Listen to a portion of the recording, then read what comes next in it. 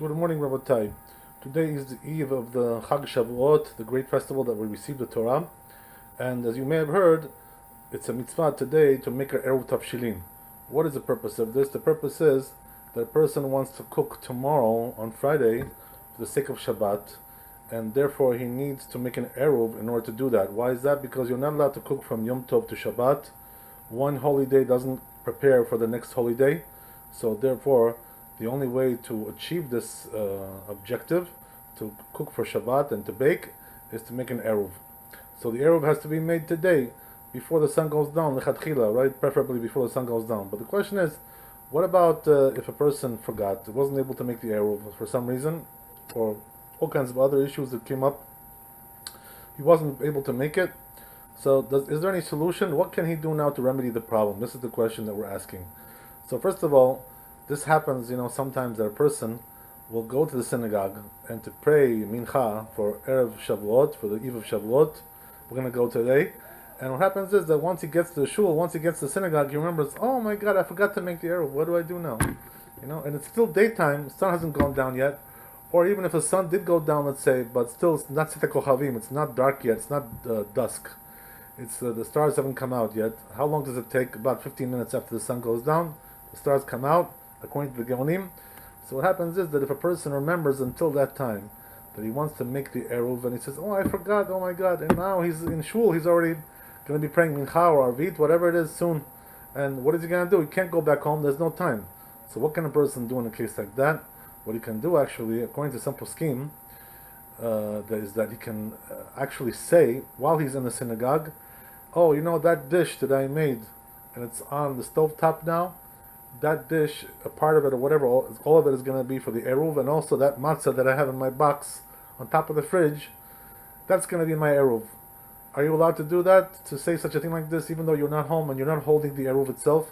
So the truth is that we find in the works of the Chidah, the Chaim Shal, the book Chaim Shal, he says over there, the Chidah, that a person cannot do that. Why? Because if you look in the Nusach, if you look in the language of the making of the Eruv, it says over there, right, that you're going to be with this Eruv. What does that mean? That the language is mashma in the earlier authorities. It implies the language that you have to be holding the Eruv when you make the Eruv and when you bless. And therefore, if you're not holding it, it says the Chidah, how can you bless? How can you make the Eruv like that when you're not holding it? The Eruv is at home when you're in the synagogue. So therefore, it says the Chidah that if you do that, it's not an Eruv. And not only that, if he makes a blessing, it's a blessing made in vain, bracha levatala. So therefore the Chidah is very strongly against it. But the truth is that we do find that there are the majority of the poskim, of the authorities, that do allow you to do this. Who is that? The Tiferet Israel and the Divrei Malkiel and many, many others also don't agree with the Chidah. And they say also the Minchat Yitzchak as well. He says also, and many others also, they say that you're allowed to do that. Why is that? Because the truth is that it's not really a prerequisite of the fact that you have to hold it. And there are actually some languages in the early authorities that don't have this language, so it's not considered to be really a prerequisite. So therefore, they say that b'diavad, the person wasn't able to make the Eruv, we forgot whatever it is, and now he's in synagogue already, he can't go back home, it's already too late. So therefore, they say that a person like this can make the Eruv in the synagogue and designate some kind of food that he has in the house, the food and the bread, and he can make the Eruv like that. So the truth is that since most of the poskim argue with the Chidah, and they say that's allowed, and also because it's only rabbinical, the issue of Eruvin, so therefore we can be lenient and do this.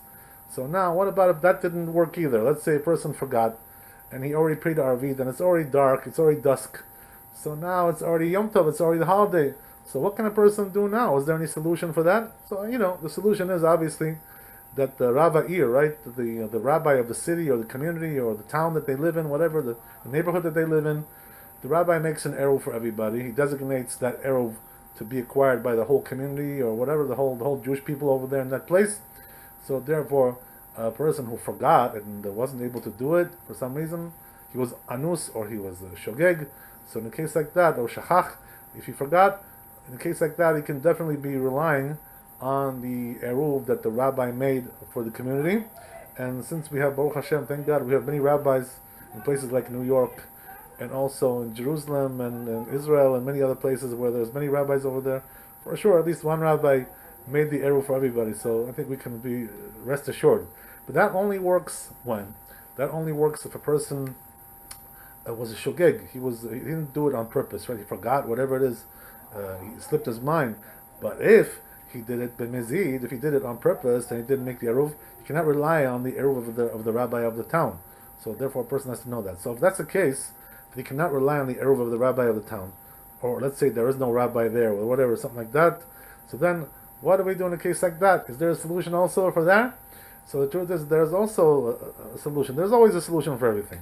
So the solution is like this, right? That a person on Yom Tov, before he eats his Yom Tov meal on Friday, what he can do is to take a big pot or whatever and fill it up with the food.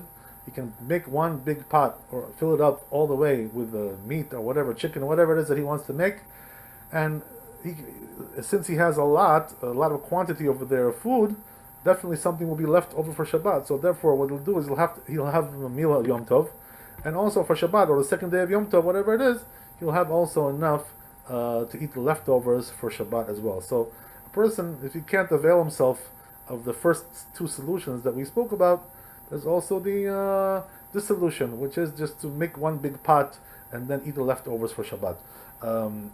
But what is prohibited is to make two pots. That you cannot do. Why? Because you don't need two pots for Yom Tov. You're not going to eat that much. So therefore, one big pot he can make, but two pots he cannot make. Right? That's already considered to be prohibited if he didn't make the eruv. That's the idea. There's also another solution, right? Last ditch, right? Last stand, right? The truth is that this one sometimes can be even better. There's also another solution. Sometimes this solution can be used, especially in Chutz La'aretz, in the diaspora. Right? We have 2 days of Yom Tov on Shavuot. We have 2 days. In Israel, they only have one. So what's the difference? This year, it comes out the first day on Friday, and the second day comes out on Shabbat. So what happens is that in Israel, the second day is just Shabbat, it's not Yom Tov. And here, it's Shabbat and Yom Tov. So what's the difference? The difference is that we have 2 days of Yom Tov. So, according to the custom that we have nowadays, the rule is, right, officially, right, quote unquote, that it's a doubt which day is the Yom Tov. Is it the first day or second day? It's a doubt. Even though the truth is that today, there is really no doubt about that because we have a fixed calendar that was made by Hillel, one of the big rabbis of the Amoraim, of the Talmudic era. Nevertheless, what happens is that a person has a doubt anyway, technically speaking, somewhat, that there is which day is the Yom Tov and which day is just a regular weekday.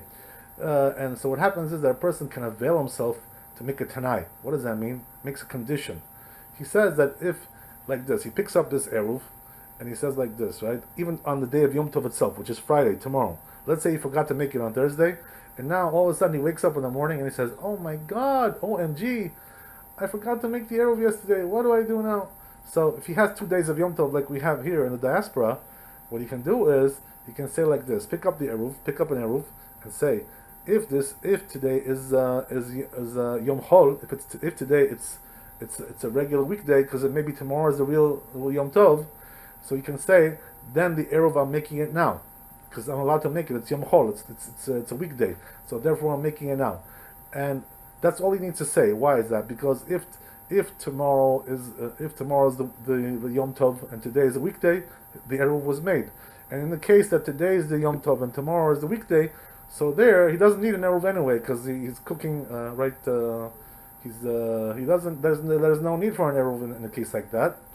So therefore, because he's cooking for today. So therefore, what happens is that in a case like that, he can make a tanai like this, and in this way he'll be able to cook with no issues. This is the way to do it, Rabbi.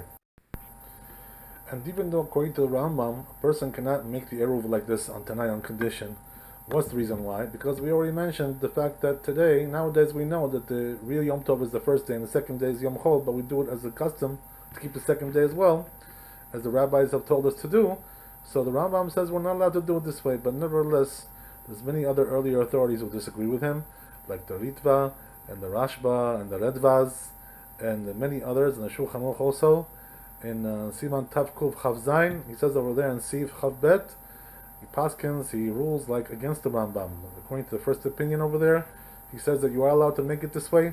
So therefore, Rabbi, a person wasn't able to make the eruv on the day before the Yom Tov, the festival. He still can do it on the first day of the Yom Tov if he's on the diaspora. But in Eretz Israel, as we said, it's not going to work, this deal. Why is that? Because the second day is not Yom Tov, so therefore there is no solution for a case like that. Also, there's another case where there's no solution. If we're talking about Yom Tov, which is the 2 days of Yom Tov of Rosh Hashanah, in a case like that, it won't work. Why is that? Because even though Rosh Hashanah is 2 days, whether you're in Eretz Israel or whether you're in Chutz La'aretz in diaspora, nevertheless, the Chachamim said that the 2 days of Rosh Hashanah are considered to be really 1 day. That's how the sages decreed that 2 days of Rosh Hashanah are considered to be like one long day of holiness. So therefore, one cannot make this Tanai, one cannot make this condition, and therefore he doesn't have the solution. So we'd have to use the other solutions that we already mentioned before as we went through them. So Rabbi, there's another interesting thing is that Moreinu Rabbi, he says that not only does this condition work, but he says it's even better, it's preferable to make the condition like this than to rely on the Eruv of the rabbi who makes the Eruv for the whole community. Why is that? Because you're making it now actively for yourself and not relying on somebody else, which is much, much better. It's always, right, there's a rule in the mitzvot that it's better to do the mitzvah yourself than to rely on somebody else to do it for you. So therefore, Rabbi, if a person wasn't able to make the Eruv, instead of relying on the rabbi of the town, if he can do it this way, he lives in the diaspora, like when we live in New York, so he can do it like this, and therefore he'll be able to cook for the second day of Yom Tov, for Shabbat.